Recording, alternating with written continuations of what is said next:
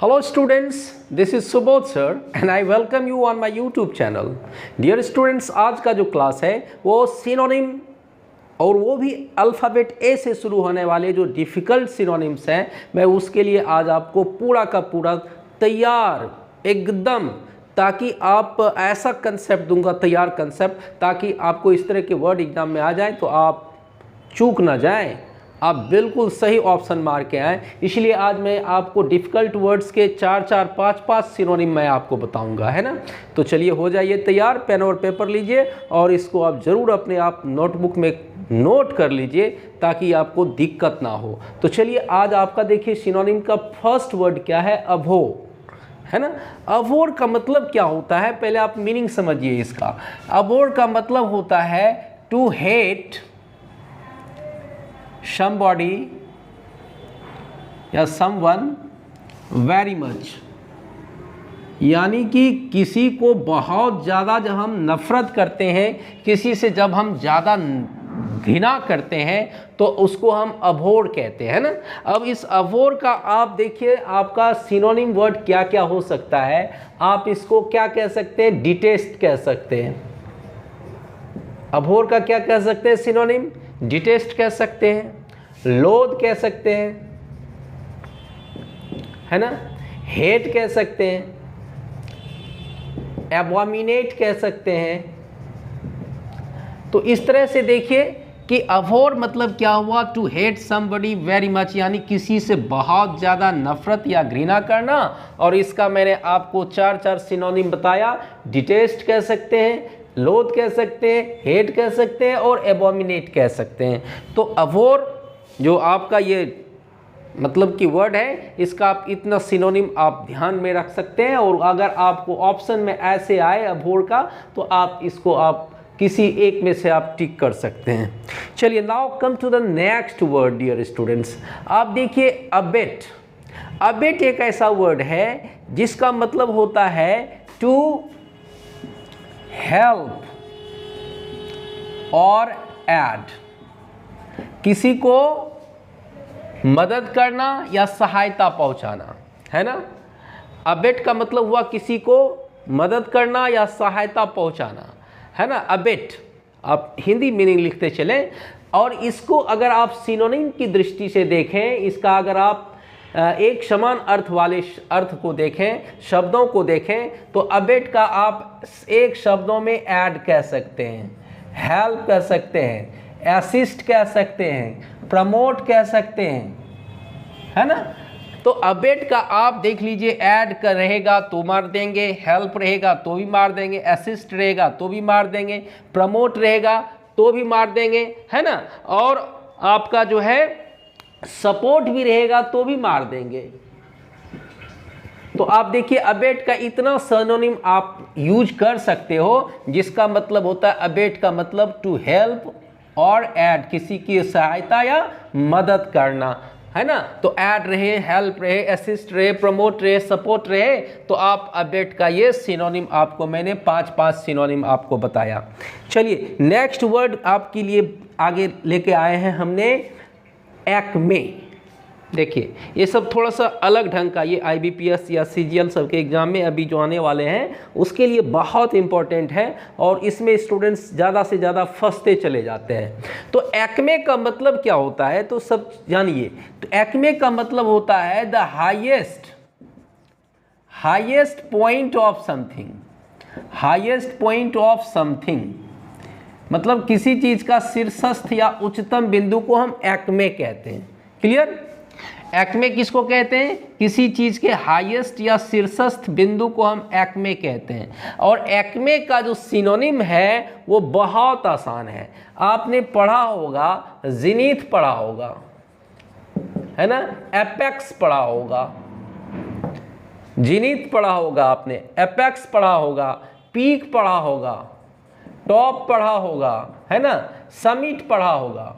ये सभी जो डियर स्टूडेंट्स है, ये एक्मे का इतना सारा आप सिनोनिम के रूप में नोट कर सकते हैं। जिनीथ कह सकते हैं उसको, एपेक्स कह सकते हैं, पीक कह सकते हैं, टॉप कह सकते हैं, समिट कह सकते हैं। तो एक्मे का मतलब हुआ किसी भी चीज़ का हाईएस्ट या टॉप पॉइंट, जिसको हम एक्मे कहते हैं, है ना।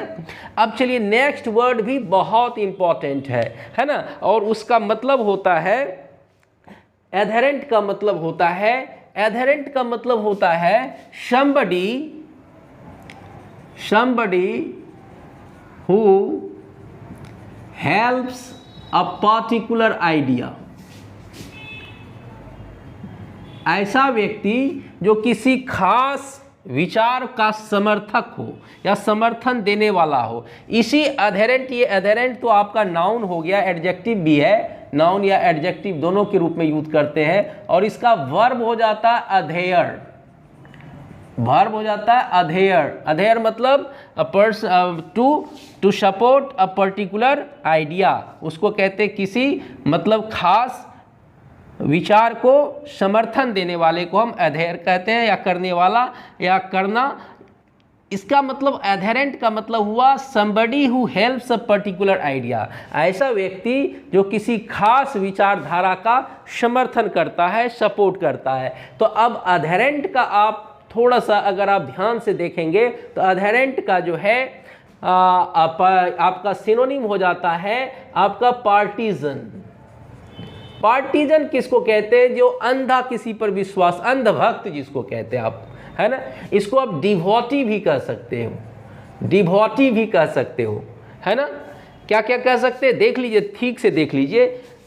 एडहेरेंट को हम पार्टीजन भी कह सकते हैं, PARTISAN, अंधभक्त, डिवोटी जो किसी का एकदम अनुयायी हो, या फॉलोवर भी कहते हैं इसको डियर स्टूडेंट्स, फॉलोवर भी कहते हैं, है ना। तो देखिए आपको एडहेरेंट का मैंने इतने सारे सिनोनिम्स मैंने आपके लिए लिख के लाया है ना। एडहेरेंट का आपका मैंने क्या क्या दिया, पार्टीजन दिया, डिवोटी दिया, फॉलोवर दिया, और इसका मतलब हुआ किसी खास विचारधारा को समर्थन देना। आप लिख लें मीनिंग इसका कि एडहेरेंट का मतलब हुआ किसी खास विचारधारा को समर्थन देना, उसको पार्टीजन कह लेंगे, डिवोटी कह लेंगे, फॉलोवर कह लेंगे। ओके, चलिए नेक्स्ट वर्ड की तरफ बढ़ते हैं हम लोग, है ना। नेक्स्ट वर्ड आपका है एमिलियोरेट। ये तो बहुत सारे एग्जाम में पूछे भी जाते हैं, है ना। एमिलियोरेट को अगर ध्यान से देखा जाए तो इसका मतलब ही होता है to make better, to make better, यानी कि आप ये कह लो कि किसी चीज़ को बेहतर अगर आपको बनाना हो, अगर आपको और अच्छा बनाना हो तो एमिलियोरेट होता है, इसी से एमिलियोरेशन हो जाता है ना, है ना। एमिलियोरेट से ही एमिलियोरेशन हो जाता है, ये वर्ब है आपका। तो एमिलियोरेट का मतलब हुआ टू मेक बेटर।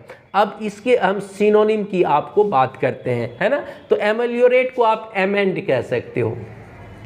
क्या कह सकते हो? किसी चीज़ में संशोधन करना, सुधार करना, उसको हम एमिलियोरेट कहते हैं ना। आप इम्प्रूव कह सकते हो, इसको इम्प्रूव कह सकते हो, मेक बेटर कह सकते हो, मेक बेटर कह सकते हो। तो एमिलियोरेट किसी चीज़ को बेहतर बनाना, अमेंड करना, संशोधन करना या इम्प्रूव करना, टू मेक बेटर, है ना। ये सब आपका क्या हो गया, एमिलियोरेट का सिनोनिम हो गया dear students. Now come to the next word, और वो आपका है, नेक्स्ट वर्ड है आपका एब्स्ट्रूज। अब देखिए एब्स्ट्रूज एक ऐसा वर्ड है जब हम किसी भी चीज़ को समझने में हमको बड़ी कठिनाई होने लगती है ना। जो चीज़ हमें समझने में बड़ी कठिनाई होती है तो ऐसे चीज़ों को हम एब्स्ट्रूज कहते हैं, है ना। तो एब्स्ट्रूज का मतलब हम कहते हैं, अगर आप मीनिंग देखें पहले तो difficult, difficult to understand, difficult to understand. आप ये देख लीजिए, इसको एब्स्ट्रूज कहते हैं, यानी that thing which is difficult to understand, है ना, उसको हम एब्स्ट्रूज कहते हैं। और इसका जो आपका सिनोनिम होगा वह हो जाएगा रिकॉन्डाइट। क्या हो जाएगा, रिकॉन्डाइट, जिसको कि गुप्त, गूढ़ रहस्य कहते हैं, हिडन कह सकते हो आप इसको, है ना। रिकॉन्डाइट को क्या कह सकते हैं, हिडन कह सकते हैं, है ना। रिकॉन्डाइट को हम हिडन कह सकते हैं, डिफिकल्ट टू अंडरस्टैंड कह सकते हैं, या रिकॉन्डाइट कह सकते हैं, जिसको कि गुप्त रहस्य आप कह सकते हो। ओके, नेक्स्ट वर्ड जो आपका आ गया डियर स्टूडेंट्स, वो एफ्लिक्शन। एफ्लिक्शन, ध्यान से देखिए इस वर्ड को। एफ्लिक्शन एक ऐसा वर्ड है जिसका मतलब होता है दुख। आप ये कह लो कि दुख, वेदना, सॉरो, सफरिंग, ऑर्डियल, है ना। आप ये देखिए, इसको दुख कह लीजिए, वेदना कह लीजिए, सॉरो कह लीजिए, सफरिंग कह लीजिए, ऑर्डियल कह लीजिए, डिस्ट्रेस कह लीजिए, इतने सारे चीज हम एफ्लिक्शन को कह सकते हैं। तो इसका सिनोनिम क्या हो जाएगा एफ्लिक्शन का? अगर इसमें से कोई भी आपको एग्जाम में आएगा तो आपको ऑप्शन में, तो आप उसको आराम से एफ्लिक्शन का सॉरो रहेगा तो मार देना, सफरिंग रहेगा तो भी चलेगा, ऑर्डियल वो भी रहेगा तो चलेगा, डिस्ट्रेस वो भी रहेगा तो चलेगा। ओके, नेक्स्ट वर्ड है आपका एफोरिज्म। देखिए, एफोरिज्म एक ऐसा वर्ड है डियर स्टूडेंट्स जिसको कि आप हिंदी में तो बड़ा छोटा लगता है, उसको हम सूक्ति कहते हैं। क्या कहते हैं? सूक्ति कहते हैं। एफोरिज्म को हम क्या कहते हैं? सूक्ति कहते हैं। क्या कहते हैं? सूक्ति। आप थोड़ा सा ध्यान से देखो, सूक्ति कहते हैं। यानी सूक्ति का मतलब हुआ अ शॉर्ट फ्रेज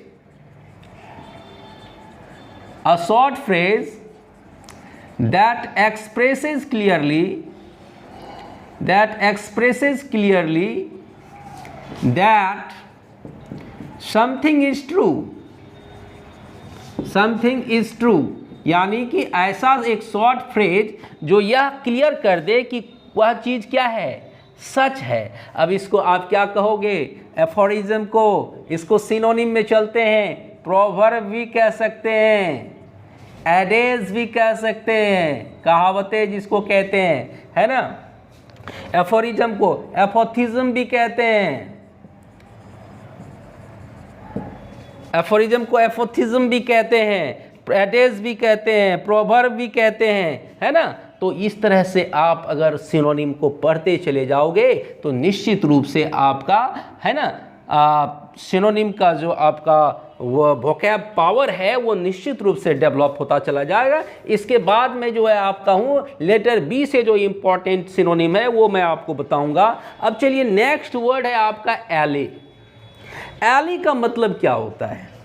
एली का मतलब तो आप जानते हैं, फ्रेंड होता है ना, जो आपको मदद करे, हेल्प करे, उसको आप क्या कहते हो? एली को। जो आपका दोस्त हो, मददगार हो, है ना, उसी को हम एली कहते हैं। तो एली का मतलब हो जाता है आपका कलीग। क्या कह सकते हो उसको? आप कलीग कह सकते हो, है ना। एली को आप क्या कह सकते हो? कलीग, जो आपको साथ में, कलीग कह सकते हैं, है ना।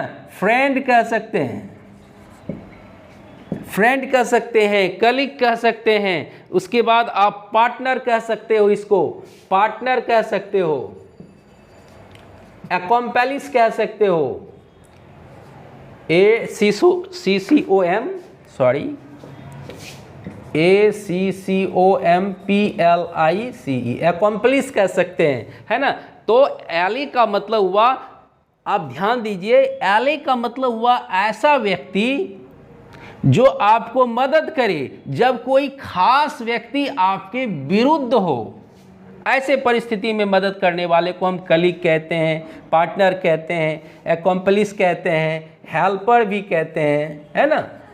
या जो आपको कठिन परिस्थिति में, विपत्ति में जो मदद करे उसको हम डियर स्टूडेंट्स एली कहते हैं। Last word, last but not the least, आपका जो लास्ट वर्ड है ये आर्म्स है। आर्म्स तो आप जानते हैं, जब हम किसी को भीख देते हैं, है ना, आर्म्स जब हम किसी को भीख देते हैं, यानी कि फूड और clothes, food and clothes, given to poor people. लेकिन ये आपका सिनोनिम नहीं है, ये तो मैंने आपको मीनिंग बताया है ना। लेकिन जब आप इसका मीनिंग देखेंगे तो मीनिंग में आपको देखिए, आर्म्स का मनी भी हम लिखते हैं, डॉल भी लिखते हैं, DOLE। देखिए डॉल का स्पेलिंग DOLE, जिसको हम खैरात कहते हैं, है ना। क्या कहते हैं? खैरात कहते हैं, ग्रेचुटी भी कहते हैं, है ना। तो मनी कह लीजिए, डॉल कह लीजिए, ग्रेचुटी कह लीजिए, आर्म्स का ये आपका सिनोनिम्स है। तो dear students, this is a very short video for you people in which I have taught you, made you understand the synonyms with beginning letter A, है ना। And I hope you will surely get benefit of this video, and if you like my teaching, if you like this video, do share it too, and don't forget to comment upon it. So see you in the next class. Till then, bye, take care.